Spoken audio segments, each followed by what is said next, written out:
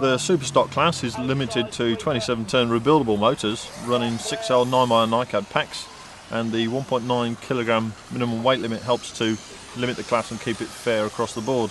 Typical mods are a long steering arm to achieve a straighter push-pull against the very long loose springs.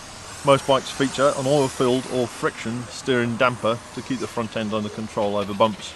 Running regular servos and radio gear with plenty of room for transponders and PTs, all the bikes feature a coil-over-oil rear shock absorber giving fully tunable suspension, and later options are appearing on the market like the Tornado racing forks that allow accurate settings of ride height, droop and sag. Okay, we're doing a stock motor rebuild. We flushed the can, taking it all nice and clean, skim the com, nice and shiny, clean the grooves, washed it all down, clean the end bell, swap the brushes.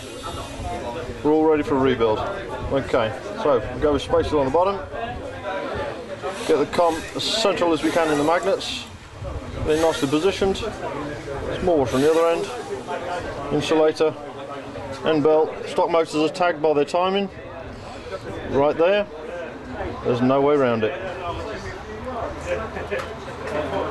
All the latest cans have got the capacitors built into the end bell, so there's no problem with the old capacitors failing and fracturing and causing interference. It really is a different world these days. Come on, in you go. Can't beat a good clean com for maximum speed. On with the springs.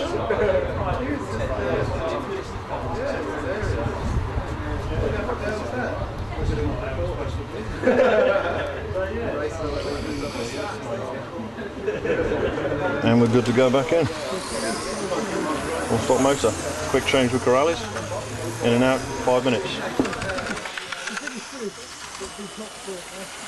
In Superbike, the 1/5 bike section construction rules apply, but there is no minimum weight limit. There is no motor limit, so any brushed or brushless motor is allowable, as long as it's powered by 6-cell packs or a 2-cell LiPo. It's a lot different to Superstock where it looks similar. The changes aren't obvious, but let's have a look inside. Seen here with the Scorpion LiPos from Aurora and the bike-specific Genesis Ride Speedo and Pro Motor from M-Tronics. In Superbike, unlike Superstock, you're allowed to run proper disc brakes. The extra servo controls the cable pulling the front brake caliper against the fully floating brake discs. These haul the machines down from their 75-mile-an-hour top speeds in total control. Always make sure the front brake cable doesn't influence the steering one way or the other. It should remain neutral.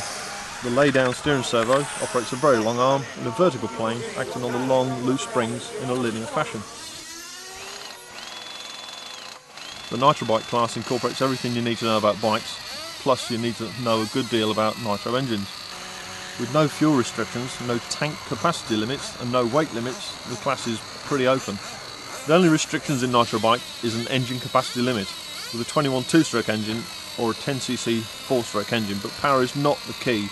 In bike racing, I've seen a stock 12 engine in a well set up chassis take 21 powered machine to the cleaners. Here's my TT with the twin steering damper mechanism. The chassis typically accommodates the side exhaust engine in a lay down configuration with a remote glow attachment and either a rotor or bump start to get it going. While the NFs feature a flip top fuel tank, the Thunder Tiger option list includes the provision for a chassis mounted remote fuel filler connection. The receiver batteries are mounted nice and low to keep the CG down, and this is my Thunder Tiger with the latest carbon frame and twin swing arm with a side mounted shock that offers a much improved damping action.